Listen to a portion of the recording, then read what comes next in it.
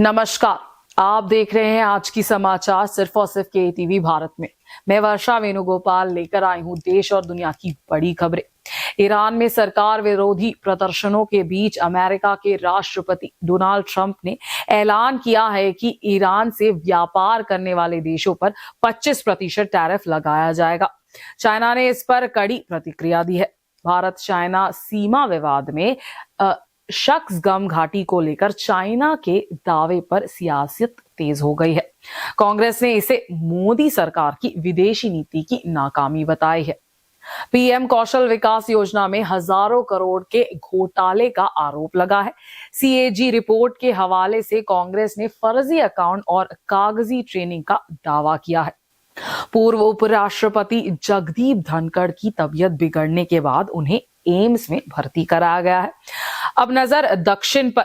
कर्नाटका ने बजट से पहले केंद्र के सामने जीएसटी मुआवजा समेत कई मांगे रखी है।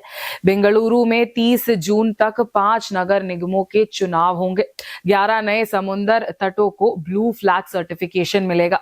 केरला में रेप आरोपी विधायक राहुल मांगूटत्तल को एसआईटी कस्टडी मिली है। तमिल फिल्म जननायकन और यश की टॉक्सिक को लेकर सियासी और सेंसर विवाद जारी है। समाचार और गहराई से जानने से पहले आज की सुर्खियां जान लेते हैं। ईरान में प्रदर्शन हिंसक, मौत का आंकड़ा 2000 के करीब। सरकार ने आतंकियों को जिम्मेदार ठहराया। संकट खत्म होने का आसर नहीं। ड्रोन हरकत पर भारतीय सेना सख्त। पाकिस्तान को दी गंभीर चेतावनी। सीमा पर बढ़ाई गई सिक्योरिटी। बजट 2026 से आईटी सेक्टर को बड़ी उम्मीद। हायरिंग पर टैक्स राहत और विदेशी संधियों में स्थिरता की मांग। यश की टॉक्सिक टीजर पर विवाद। सीबीएफसी में जमा नहीं। सेंसर सर्टिफिकेट की जरूरत नहीं। बीसीबी का बड़ा बयान। आईसीसी भारत से मैच शिफ्ट करने को तैयार नहीं।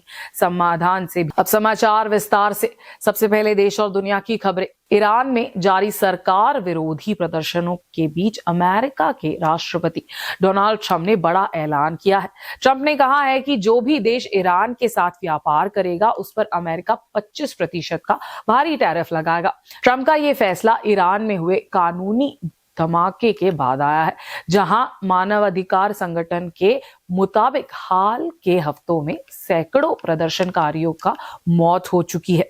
एक प्रदर्शनी ने बीसीसी को बताया कि सुरक्षा बलों ने प्रदर्शनकारियों पर सीधी गोलियां चलाई। वहीं चाइना, जो ईरान का सबसे बड़ा व्यापारी साझेदार है, उसने फैसले पर कड़ी प्रतिक्रिया दी है। चाइना ने कहा कि वो अपने राष्ट्रीय हितों की रक्षा के लिए सभी जरूरी कदम उठाएंगे।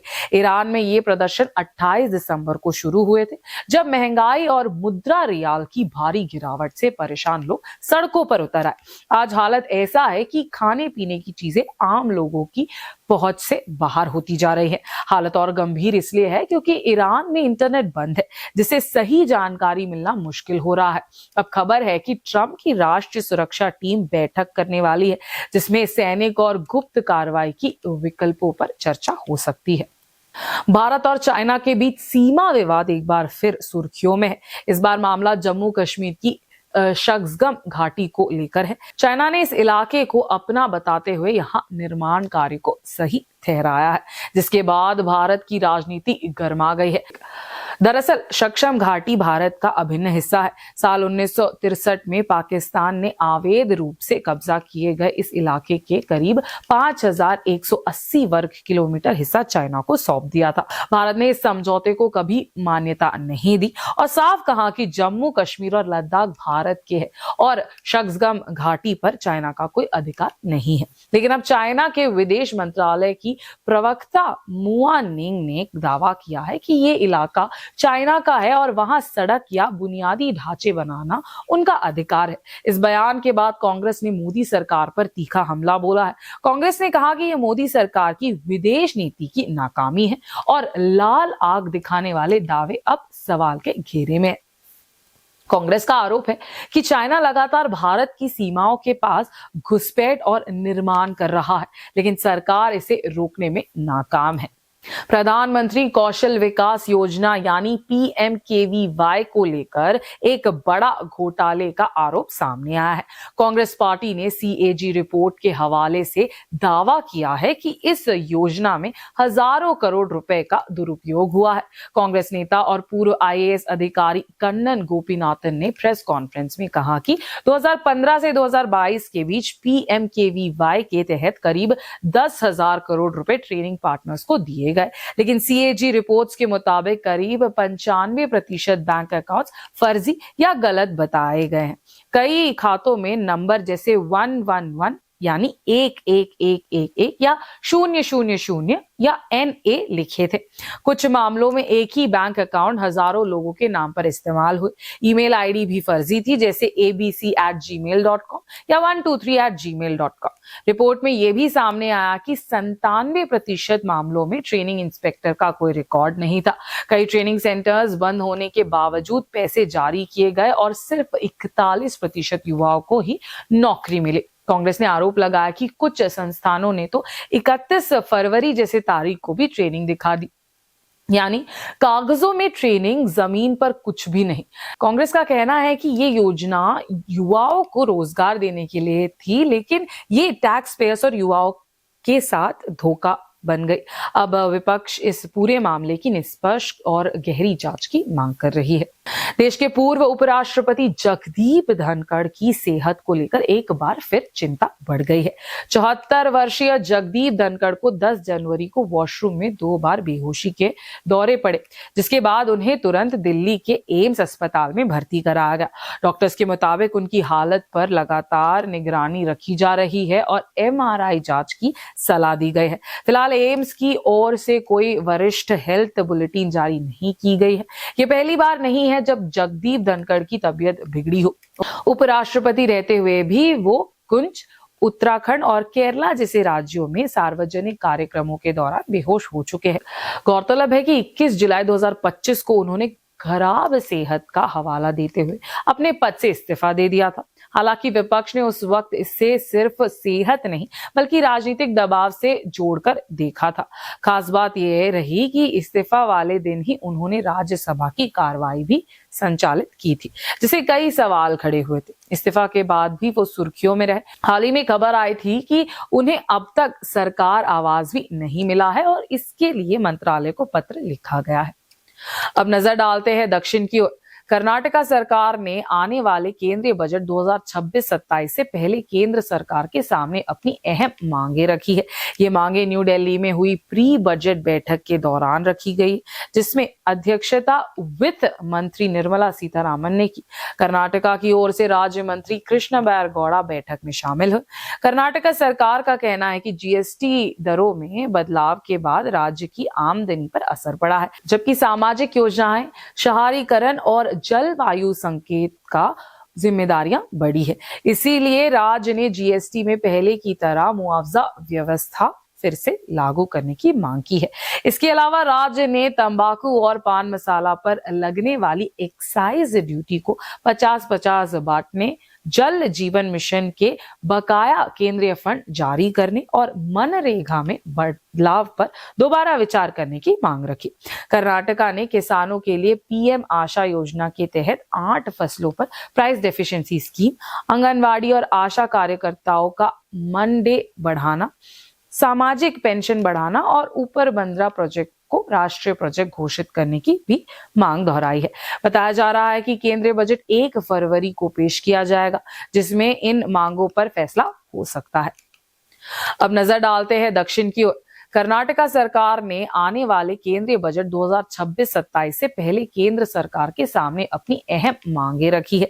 ये मांगे न्यू दिल्ली में हुई प्री बजट बैठक के दौरान रखी गई, जिसमें अध्यक्षता वित्त मंत्री निर्मला सीतारामन ने की। कर्नाटका की ओर से राज्य मंत्री कृष्ण बैरगौड़ा बैठक में शामिल हुए। कर्नाटका सरकार का कहना है कि जीएसटी दरों में बदलाव के बाद राज्य की आमदनी पर असर पड़ा है, जबकि सामाजिक योजनाएं, शहरीकरण और जलवायु संकेत का जिम्मेदारियां बढ़ी है। इसीलिए राज्य ने जीएसटी में पहले की तरह मुआवजा व्यवस्था फिर से लागू करने की मांग की है। इसके अलावा राज्य ने तंबाकू और पान मसाला पर लगने वाली एक्साइज ड्यूटी को 50-50 बांटने, जल जीवन मिशन के बकाया केंद्रीय फंड जारी करने और मनरेगा में बदलाव पर दोबारा विचार करने की मांग रखी। कर्नाटका ने किसानों के लिए पीएम आशा योजना के तहत 8 फसलों पर प्राइस डेफिशिएंसी स्कीम, आंगनवाड़ी और आशा कार्यकर्ताओं का मन डे बढ़ाना, सामाजिक पेंशन बढ़ाना और ऊपर बंदरा प्रोजेक्ट को राष्ट्रीय प्रोजेक्ट घोषित करने की भी मांग दोहराई है।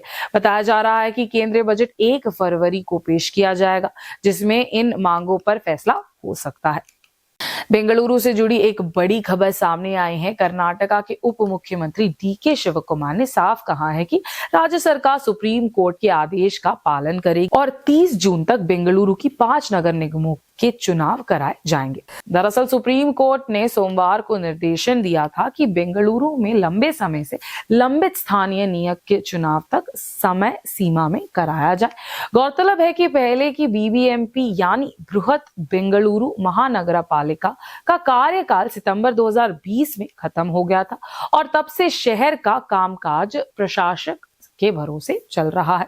सितंबर 2025 में बेंगलुरु को ग्रेटर बेंगलुरु अथॉरिटी के तहत 5 हिस्सों में बांटा गया, सेंट्रल, ईस्ट, वेस्ट, नॉर्थ और साउथ। डीके शिवकुमार ने कहा कि सरकार चुनाव कराने के लिए पूरी तरह तैयार है और जरूरी आदेश जारी किया जाएगा। उन्होंने ये भी कहा कि अगर वार्ड आरक्षण, खासकर महिलाओं के आरक्षण को लेकर कोई आपत्ति है तो उसे देखा जाएगा, लेकिन सरकार चुनाव प्रक्रिया में हस्तक्षेप नहीं करेगी। साथ ही शिव कुमार ने भरोसा जताया कि कांग्रेस बेंगलुरु की सभी 5 नगर निगमों में जीत हासिल करेगी, क्योंकि सरकार ने विकास कार्य और गारंटी योजनाएं लागू की है। वहीं बीजेपी ने भी चुनाव के लिए तैयार होने का दावा किया है। विपक्ष के नेता आर अशोका ने कहा कि खराब सड़कें, गड्ढे, कचरा और कानून व्यवस्था कांग्रेस की हार की वजह बनेगी। राज्य सरकार ने ब्लू फ्लैग सर्टिफिकेशन के लिए 11 नए समुद्र तटों की पहचान की है। ये समुद्र तट दक्षिण कन्नड़ा, उडुपी और उत्तर कर्नाटका जिलों में स्थित है। इनमें सोमेश्वर, उलाल, पडुकेरे, रविंद्रनाथ टैगोर बीच जैसे प्रमुख तट शामिल है। इन समुद्र तटों को अंतरराष्ट्रीय मानक के अनुसार विकसित किया जाएगा। सरकार के अनुसार इस परियोजनाओं पर करीब 142 करोड़ रुपए खर्च किए जाएंगे। ब्लू फ्लैग मानकों के तहत स्वच्छता, पानी की गुणवत्ता, सुरक्षा, लाइफ गार्ड, शौचालय, पीने का पानी और पर्यावरण संरक्षण पर विशेष ध्यान दिए जाएंगे। इसके साथ ही वाटर स्पोर्ट्स, बीच फेस्टिवल और पर्यावरण जागरूकता कार्यक्रम भी शुरू किए जाएंगे। सरकार का मानना है कि इससे पर्यटन बढ़ेगा, स्थानीय लोगों को रोजगार मिलेगा और कर्नाटका का समुद्र इलाका वैश्विक पर्यटन मानचित्र पर मजबूत पहचान बनाएगा। तिरुवल्ला कोर्ट परिसर में आज उस वक्त तनाव फैल गया जब रेप केस में रिमांड पर चल रहे विधायक राहुल मांगुटतिल को कोर्ट से बाहर लाया जा रहा था। भारी पुलिस सुरक्षा के बावजूद प्रदर्शनकारियों ने उन पर अंडे फेंके। छात्र और युवा संगठनों ने विरोध प्रदर्शन करते हुए कहा कि रेप आरोपी राहुल तब तक कोर्ट से बाहर नहीं जा सकते जब तक वो विधायक पद से इस्तीफा नहीं देते। पिछले कई दिनों से Tiruvalla first class judicial magistrate court के बाहर ऐसे ही प्रदर्शन जारी है। इस बीच कोर्ट ने पुलिस की याचिका पर सुनवाई करते हुए राहुल मांगुटतिल को 3 दिन की एसआईटी कस्टडी में भेज दिया है। आज उन्हें कोर्ट में पेश किया गया। कस्टडी के दौरान एसआईटी सबूत जुटाएगी। पुलिस राहुल को पत्तनमतिट्टा के उस होटल में ले जाएगी जहां रेप की घटना हुई थी। रेप के वीडियो रिकॉर्ड होने वाले मोबाइल फोन और लैपटॉप की भी तलाश की जा रही है। इसके लिए आरोपी को अडूर और पालक्काड भी ले जाया जाएगा। पीड़िता ने शिकायत में आरोप लगाया है कि राहुल ने उसके साथ बेरहमी किया, गर्भवती होने की बात बताने पर मारपीट की और आर्थिक शोषण भी किया। राहुल की जमानत अर्जी पर 16 तारीख को सुनवाई होगी। तमिल अभिनेता और टीवी के प्रमुख विजय की बहुचर्चित फिल्म जननायकन को लेकर राजनीति तेज हो गई है। लोकसभा में विपक्ष के नेता राहुल गांधी ने फिल्म की रिलीज में देरी पर केंद्र सरकार और सूचना एवं प्रसारण मंत्रालय पर हमला बोला है।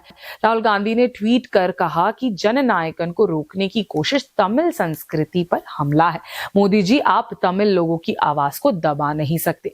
दरअसल ये फिल्म 9 जनवरी को रिलीज होने वाली थी, लेकिन सीबीएफसी ने 27 कट और म्यूट के बावजूद सर्टिफिकेट देने से इनकार कर दिया। फिल्म में राजनीतिक संवाद, हिंसा और संवेदनशील मुद्दों पर आपत्ति जताई गई।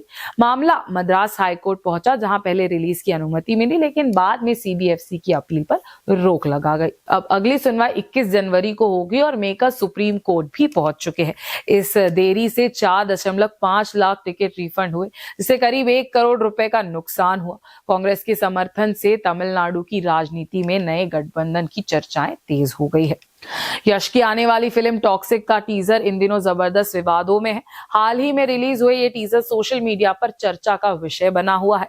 आम आदमी पार्टी के नेताओं ने टीजर में कथित अश्लील दृश्यों को लेकर कर्नाटका राज्य महिला आयोग में शिकायत दर्ज कराई है। शिकायत के बाद महिला आयोग ने इस मामले में सेंसर बोर्ड यानी सीबीएफसी को पत्र लिखकर कार्रवाई और रिपोर्ट की मांग की। इस पर सीबीएफसी ने साफ किया कि यूट्यूब पर रिलीज होने वाले टीजर या ट्रेलर के लिए सेंसर सर्टिफिकेट की जरूरत नहीं होती। सेंसर बोर्ड के अनुसार केवल वही टीजर और ट्रेलर सर्टिफिकेशन के दायरे में आते हैं जो सिनेमा घरों में दिखाए जाते हैं। सीबीएफसी ने यह भी बताया कि फिल्म टॉक्सिक से जुड़े कोई कंटेंट उनके पास अब तक जमा नहीं कराया गया है। वहीं आम आदमी पार्टी की राज्य सचिव उषा मोहन ने आरोप लगाया है कि ये टीजर बच्चों के मानसिक स्वास्थ्य पर बुरा असर डाल सकता है और इसे हटाया जाना चाहिए। तेजी से बन रही फिल्म टॉक्सिक 19 मार्च को रिलीज होने वाली है, जिसका निर्देशन गीतू मोहनदास कर रही है। तो ये थी आज की ताजा खबरें। देश और दुनिया में हर पल बदलती स्थिति पर नजर रखना बेहद जरूरी है। हम आप तक लाते रहेंगे सटीक और भरोसेमंद अपडेट्स। मैं वर्षा वेणुगोपाल आपसे विदा लेती हूँ। देखते रहिए केटीवी भारत।